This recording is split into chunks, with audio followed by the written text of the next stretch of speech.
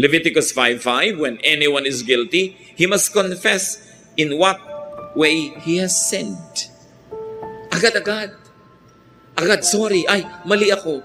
Naranasan nyo na ba mga kapatid na meron kayong mali, na-realize yung mali kayo, pero pinanigasan nyo pa? Hindi pa kayo nag-sorry agad? Yung pagsasorry, bawat minutong lumalampas mula nung na-realize mong mali ka, na hindi ka nag-sorry agad, papahirap ng papahirap sabihin. Papahirap ng papahirap humingi ng tawad. At yun din naman pinagkamalian, papatagal at papahirap sa kanya magpatawad habang tumatagal kang hindi kumikilala sa iyong kamalian. Kaya dapat agad-agad.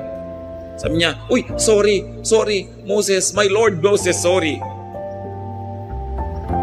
So we ask for forgiveness.